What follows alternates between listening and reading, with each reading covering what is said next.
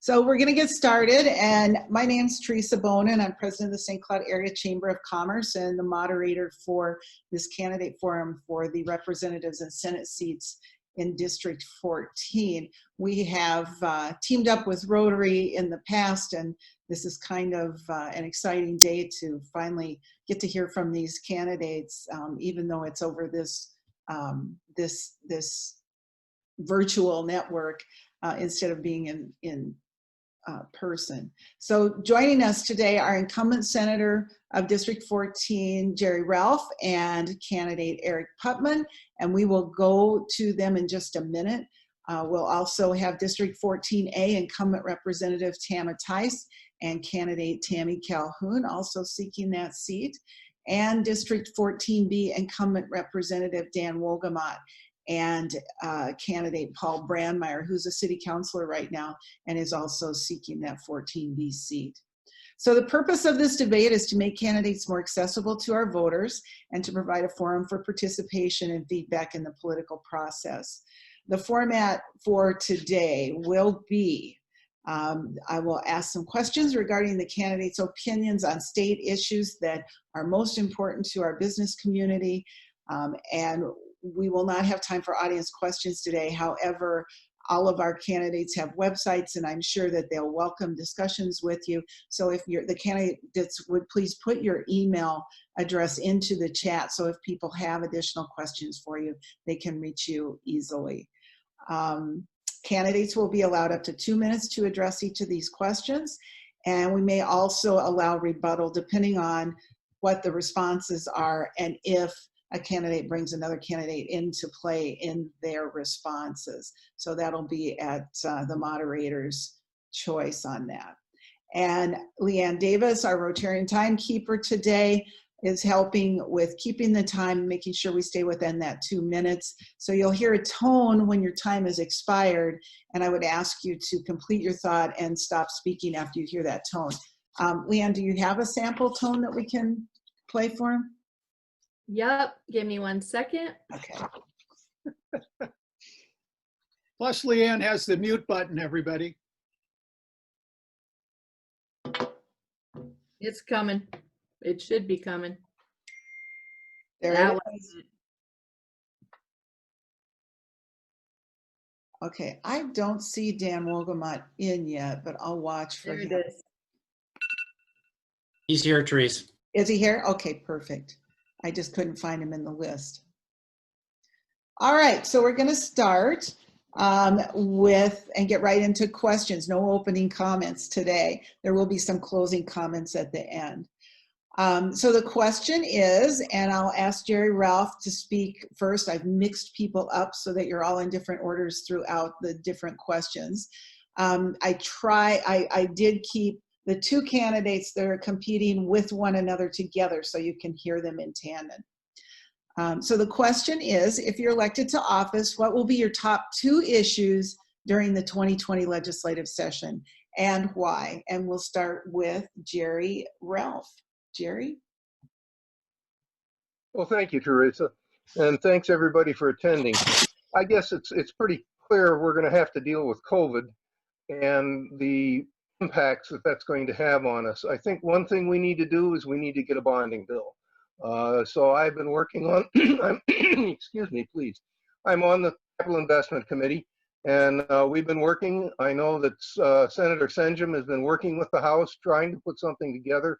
I'm still hopeful that we might get something before the end of the year.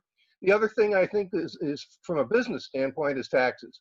We have to get the Section 179 and accelerated bonus depreciation passed. I mean, it's absolutely critical for our businesses, both small and medium-sized, manufacturing, farmers, all of it. Those are 2 things I think that will provide immediate stimulus into the economy. Most of the bonding bill deals with shovel-ready projects, so those will automatically inject money into the economy. So those are the 2 priorities that I have at this point. I have others, but those 2 I think are really paramount, especially from a business standpoint. Thank you. Great, thank you. And now we'll hear from Eric Putnam. Eric?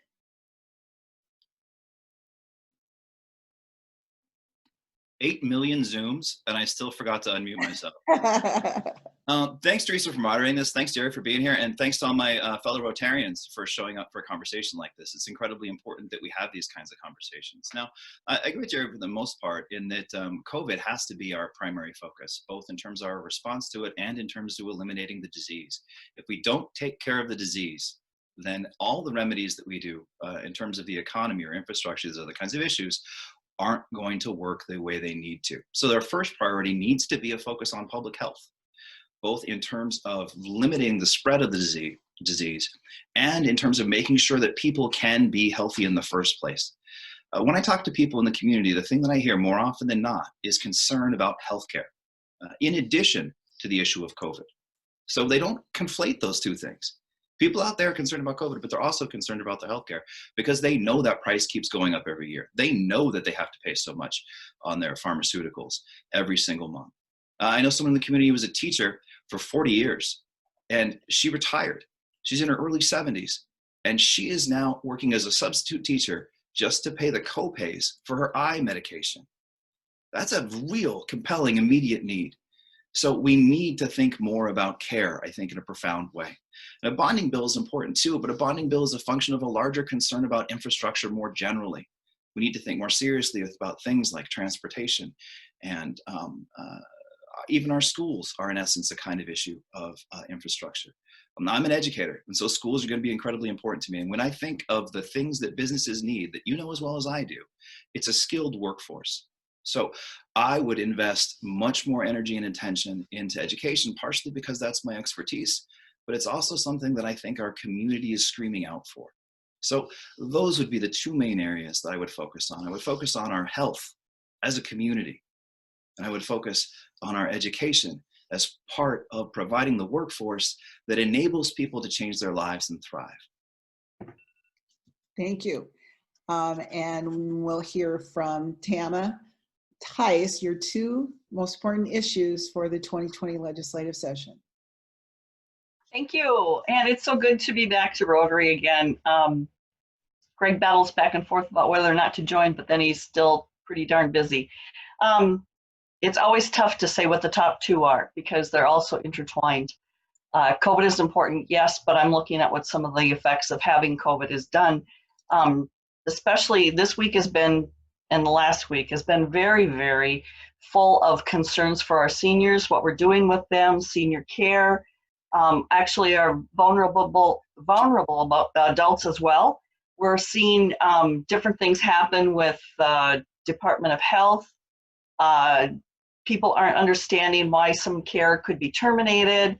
We're hearing a lot about parents in care that are really struggling. And I know we've heard this before. Have a dear friend and colleague that got called in around, I think it was 4th of July, and their father was passing away. That's what the message was. So they all went in there, went to see him. No masks. I mean, they all went to see him. He's doing surprisingly well. He rebounded fantastically. So I think it's a good testimonial to we're very cautious about the spread of COVID. We're isolating to the point that people are just giving up and passing away. We need to really look at the senior part of it. And of course, housing is always important to me too. I worked on the housing bills that were passed right after COVID had hit. And one of the things we did was the governor wanted to have an eviction order that we could not do evictions. I would say that the Senate Republicans and myself struggled really hard to say, let's not do too much. You know, we're gonna really run into some issues with our housing providers, and they're not going to be able to afford to keep, and we're going to have banks coming at them saying we can't afford to do this anymore. Well, I think we're kind of reaching that tipping point. I talked to one constituent, and he's got a couple housing units, but with two people alone, he's out $20,000. How can you do that? You can't. So we're going to run into a lot of problems with housing when we get to the whatever we want to determine normal time again, and it's going to be very hard to figure out what do housing providers do to keep their properties, but also keep them with tenants, and what do they do, and how are we going to look? How's it going to look at the court system too? excuse me, but I do have the alarm going off. It appears you can't hear it. Is that correct?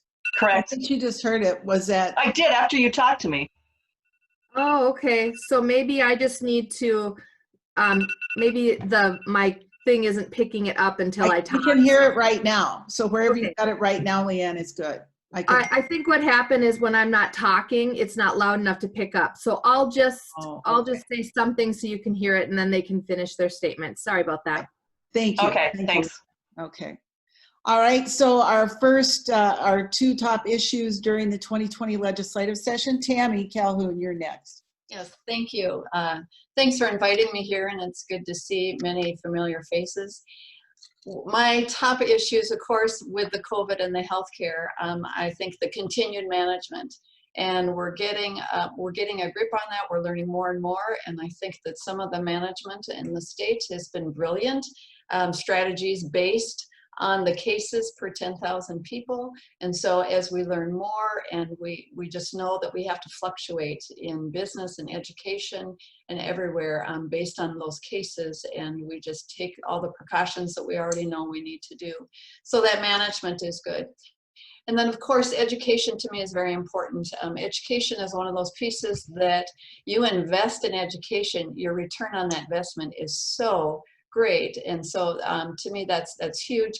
And I'm not just talking a K-12, I'm talking from birth all the way through higher ed and job training. And that brings me into the jobs that are needed, of course, the bonding bill, but job training, again, that's another investment. You invest $1 in job training and your return on that investment is ninefold. So we already have systems in place with our colleges here and our high schools and the businesses and in the community already starting to work together. So if we can continue developing that job training, and there's jobs in the energy sector, jobs in broadband. I mean, those are just a couple sectors that I think that we could really grow in this area and the state of Minnesota that would bring in revenue, bring in jobs, and get us back on our feet.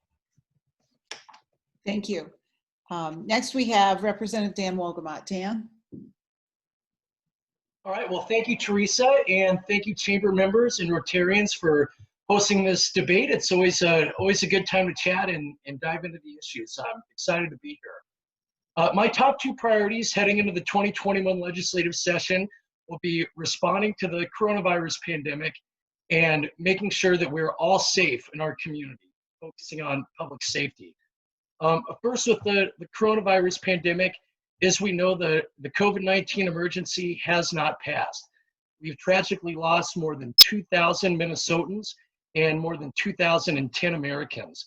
The people that are at risk of COVID, we need to protect them, we need to come together, and we need to keep everyone safe.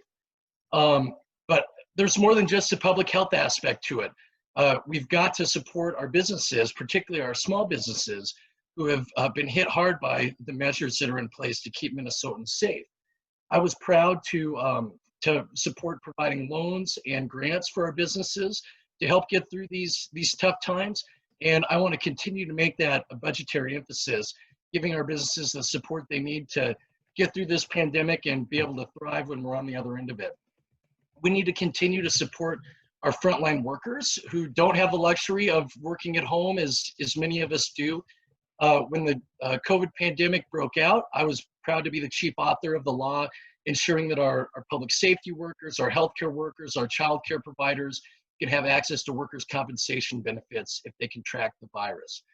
And I guess third on the coronavirus is making sure that we do revitalize our economy. And as has been mentioned, we need to pass a robust bonding bill that takes advantage of our state's borrowing capacity and gets people back to work. And there are so many important projects, from getting North Star to St. Cloud to the Becker Business District, the Municipal Athletic Complex, that can create jobs and get money coming into our community when we need it most. Second is public safety. That's been a highlight this past year. Time is right now, just to pop in, just letting you know. Thank you. Well, public safety is important. I'm proud to be police endorsed and want to make sure that they have the resources they need to keep our businesses and our families safe. Thank you, Dan. And our final candidate to hear from on this first question is Paul Brammer. Paul? Yeah, unfortunately, the problem with coming in last is that everybody's pretty well said everything that, I think we have a very similar outlook on things. Dan was just talking about the exact same things that I would be pushing for. We have a kind of a different situation now in 2020 going into 2021 than we would normally, and everybody knows that. The COVID obviously is just taking over everything. So everything that we need to do in the House or in the Senate or in the state in general is COVID related, and overcoming this pandemic that's been going on. I agree with Dan. Everybody knows that I'm a big law enforcement guy too, having been a former cop myself. But I think that Maslow's hierarchy of needs states clearly that the bottom of the pyramid, the first thing you got to handle is safety and security. We have to have full funding for law enforcement, for training, for equipping, for their benefits, their pensions, their salaries. Right now is not a good time to be a cop, and those guys are really taking it. But I admire their professionalism. I admire what they're doing. Our St. Cloud cops are tops. They really are. But also we need to obviously look at the budgetary situation as well. We're really we're spending ourselves into oblivion. We've got to get a handle on the spending. And that includes the bonding bill, like Jerry said, and Dan too. We need to get a hold of the spending, and we need to get a hold of taxes. We need to get a hold of all the different aspects. We need to recover economically, or we're going to have issues, because we can't keep spending deficit spending like that. So to summarize, in relation to my two top priorities, I think it would be safety and security, both health-wise as well as law enforcement-wise, first responders, but also the economic recovery. So thank you. Thank you. The second question has to do with transportation, and we'll have Tammy Calhoun go first on this one. Transportation continues to be an important issue for central Minnesota. If you don't think it is, just try driving to the cities. Please give us your take on the importance of continued funding for transportation, and more importantly, where that funding needs to come from to keep that budget in check. Tammy, would you like to start? Sure. Well, transportation, I've worked on the North Star train. I'm working on that since 2016, lobbying, talking to city council members in not only here in St. Cloud, but Sauk Rapids, Sartell. So I've done quite a bit of the research and plan on that. And so I know transportation, I understand the importance of that. And in terms of revenue, we have to look at revenue. Cutting taxes, I think our narrative needs to change from that cutting taxes to investment. And of course, many businesses and many families don't have a lot of money to invest, but we have had some businesses who have been fortunate during this COVID that have been helped. Businesses in the e-commerce trade, their sales have increased marketing worldwide. So as we look at places and companies that can invest more in Minnesota, invest more in St. Cloud, we can start building that revenue. And again, putting people back to work is going to help build our revenue with that. So transportation is important in not only bringing people to work up to St. Cloud, but also getting people and products around. With all the cutting taxes that have occurred, we've got potholes, and there's no more waste in our transportation budget. We have to start investing and bringing money into that so that we can get businesses and people moving in all aspects of transportation. So that's where I see we need investment to put into that. Great, thank you. Tama. Thanks, Teresa. Transportation is really important. I know it's a pain in the butt to go to the cities right now, but gosh darn it, I'm really happy for it. When we get finished with it, it's going to be exciting and a heck of a lot easier for a lot of our folks, not only to travel to the cities, but also to get products going back and forth. Transportation funding has always been such a unique topic, and there's been so many different thoughts about it, but I keep saying, transportation also covers our state patrol. State Patrol needs an academy. They are so low on folks. We need to figure out within that transportation, how do we get more people interested in joining the State Patrol? They are just seriously in a world of hurt right now. But with that being said, transportation needs to be one of our general fund expenditures. That's one of our 3 constitutional duties: public safety, education, transportation.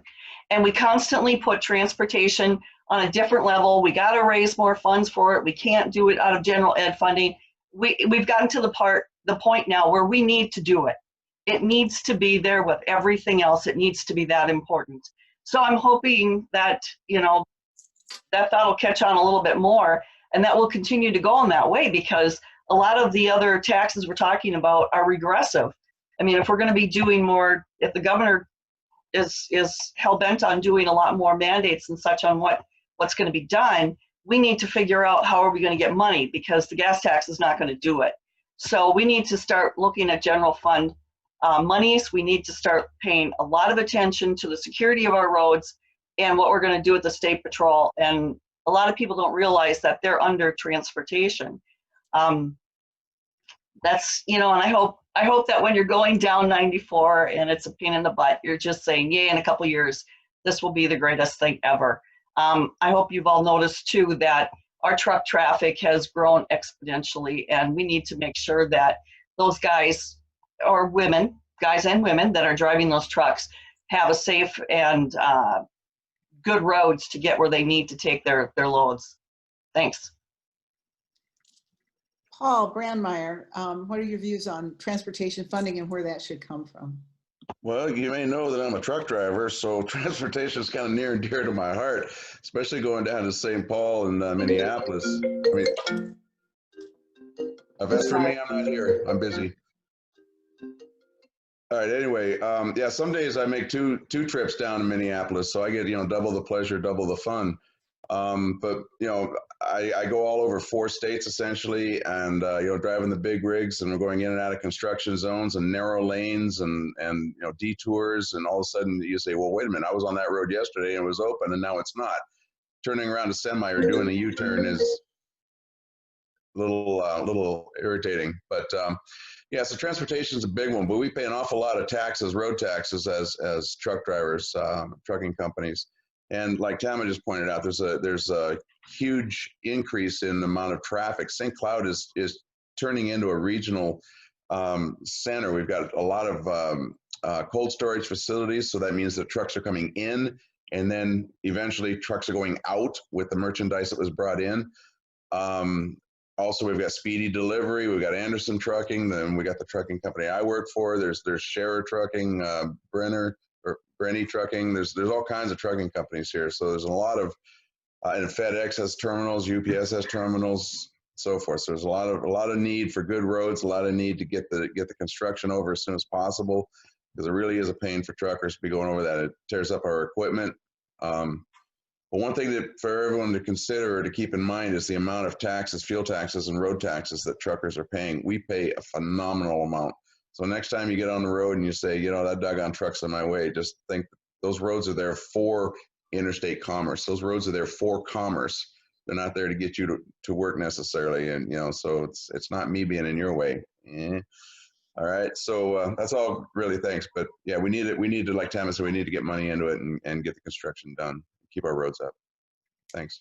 Paul, I apologize for that interruption. I forgot my phone is connected to my computer, so every time it goes off, my computer goes off. It did kind of throw me off the horse. I'm really sorry. I deeply no apologize. No sweat. Dan, Wogamot, transportation funding. Yeah, well, it's pivotal that we have an infrastructure that works for all Minnesotans, so that people can get to work safely, can visit family safety, go for entertainment and recreations. We need people to be able to get from point A to point B safely and efficiently. And unfortunately, that's not the case right now. We've, pardon the pun, kicked the can down the road for far too long. It seems like, I kind of feel like in Groundhog Day, because it feels like we're just here 2 years ago and 4 years ago and 6 years ago, having this exact same conversation about transportation funding. And yet we can never agree to a funding mechanism, which is frustrating. one tool that I want to take a look at, especially as we as a state are, staring down the barrel of a, multi-billion-dollar budget deficit in the coming years, is again using the bonding bill as a tool to invest in some of these infrastructure projects.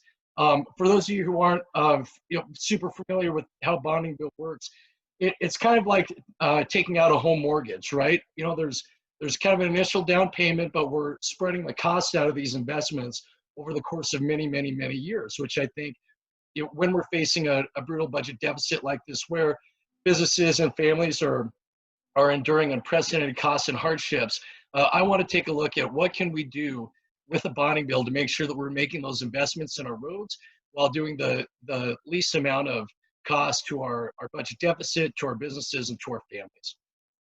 Thank you, Dan. And next on transportation, we'll have Eric Putnam. Eric?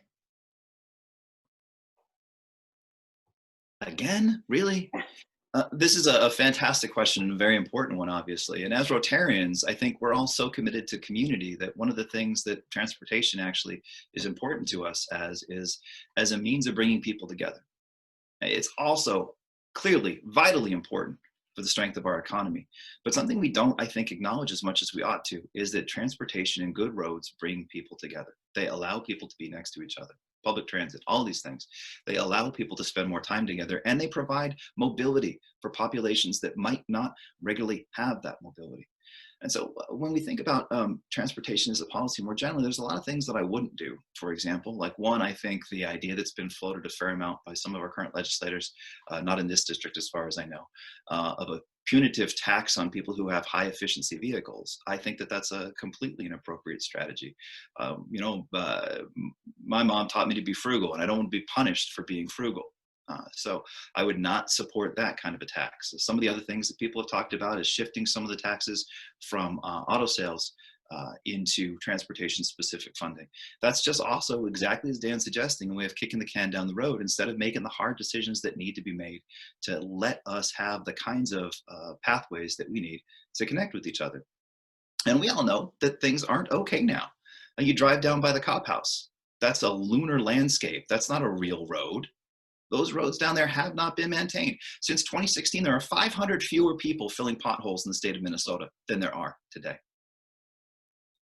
We need to be serious adults about our investment in transportation. And I think that means we have to think about the different varieties of funding sources. I agree with Dan. I think the idea of leveraging the notion of bonding is fantastic because you obviously have different interest rates for those kinds of investments in infrastructure. So bonding to invest in infrastructure is a brilliant and necessary idea. We also have the 29th highest gas tax in the country, 29th. That's not that high. But I don't support the idea of a huge increase in the gas tax. Time. Ooh, really? All right, thank you, Eric. Jerry, final words on transportation for today?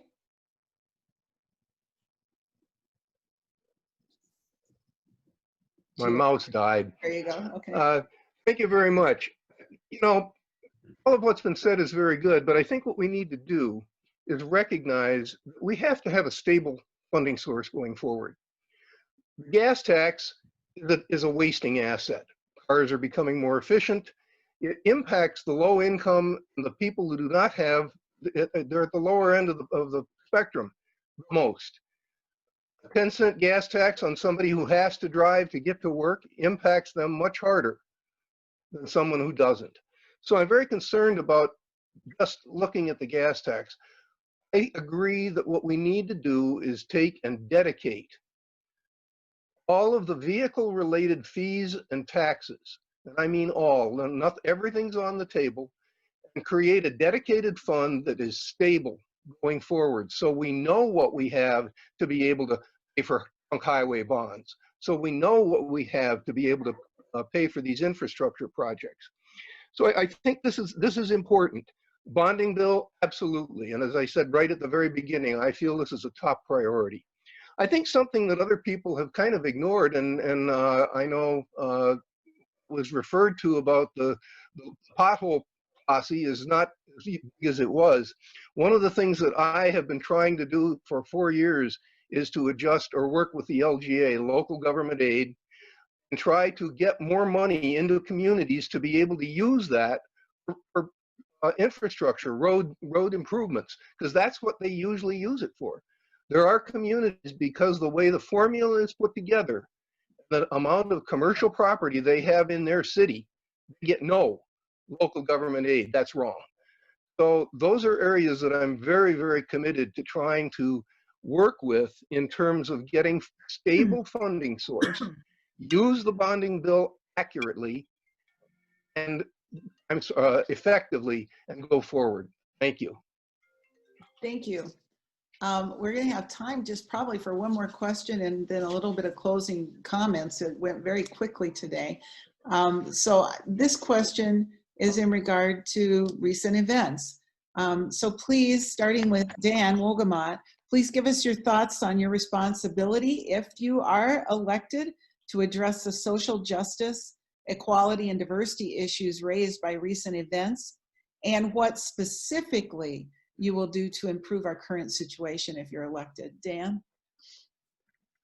Well, this has been a huge problem in our state and in our country for a very long time, obviously, and far past time that we take action to make Minnesota a place that works for everybody, whether you're white, black, brown. I'm sure that all of us share that commitment, and we need to take action. I was very proud that in the wake of the George Floyd killing, that I partnered with our law enforcement to pass historic reforms in policing practices and making sure that we have more accountability and transparency with those incidents.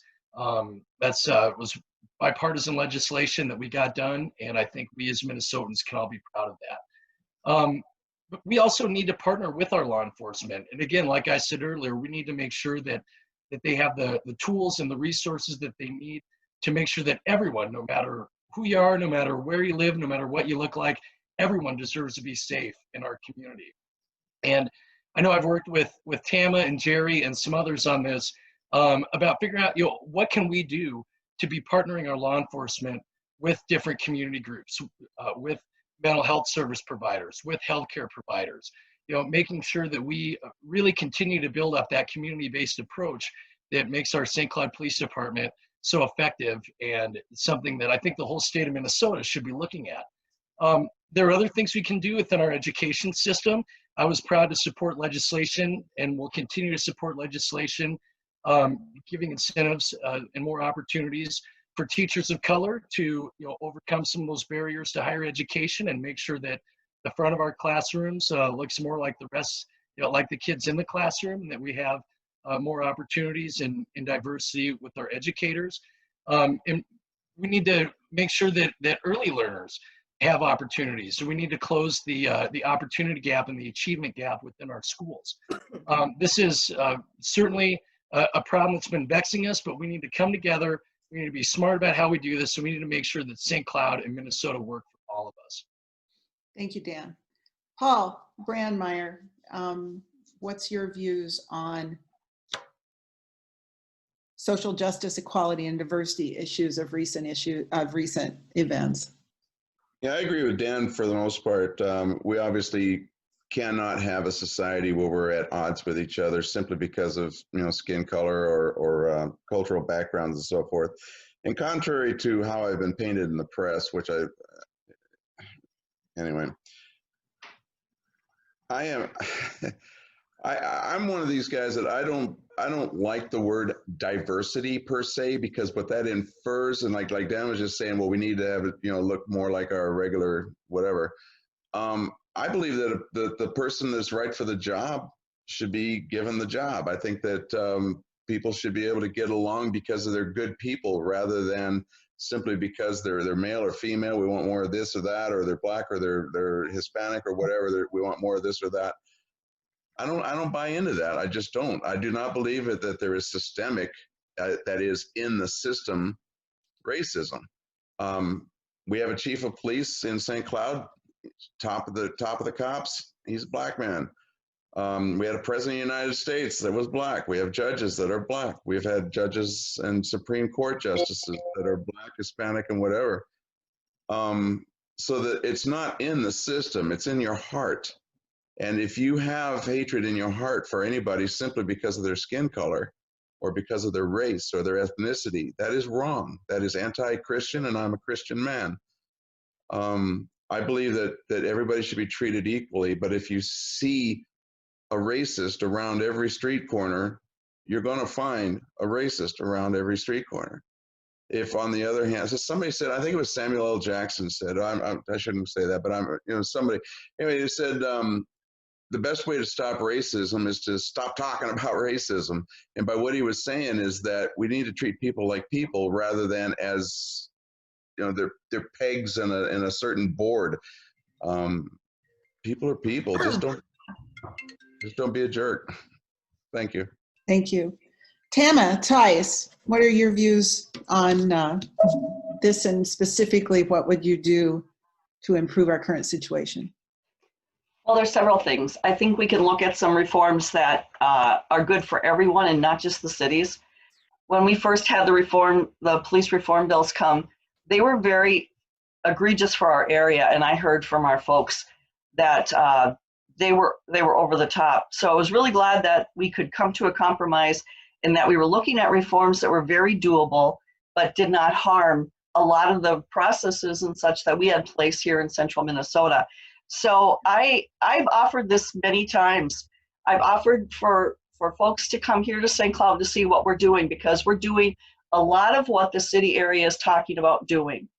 We have the co-responder program, which I'm very, very proud of.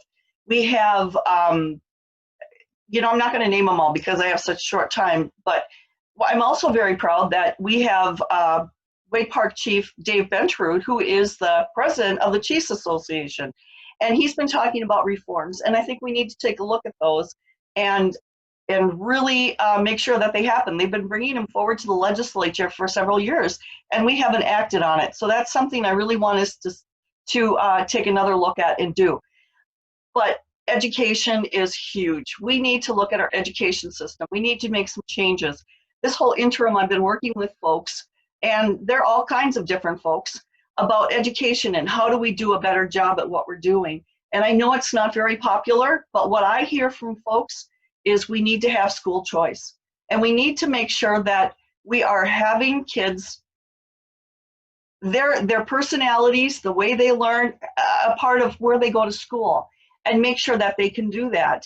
I'm hearing that from a lot of folks who are coming from the Black community. So it's something that's been there for a while, and it's something I think we need to take a deep dive into and look at what some of these possibilities might be. And I really believe that would have a huge difference in making sure that the opportunities are available. When we look at some different cities that are going on in Minneapolis, like the Cristo Rey, 99 point plus graduate, 99 point plus go to college. We need to look at education. Tammy Calhoun. Yes, thank you. I'll start with education, actually. In education, just the curriculum that's put out there, we need to be sure that it's honest and it's truthful, and we tell the hard truths and some of the ugly truths of the American history that we have, and so we can get that out there and just know and make apologies and heartfelt understanding of that. So education. Also, inclusion means people of diversity are at the decision-making table, and I believe that's very important. If we're going to improve our social justice equality, we need people of diversity at the decision-making table. Our achievement gap, I'm working on that with cross-subsidy funding, and if we can get that cross-subsidy funding, about $13 million here just for St. Cloud, we can do so much to improve and close that achievement gap, which will help our students in poverty come out and achieve much better. Networking, talking about jobs. So many times jobs are obtained through who you know. So that's why it's still important to keep those equality pieces in place there. And then finally, the policing agreement. I worked on that since 2016 on the community policing agreement. And we signed that in 2018. And we're very proud of that, in that we had a large group of community members, very diverse community members, at the table talking with our police department We're now also doing that with our Stearns County Sheriff's Department.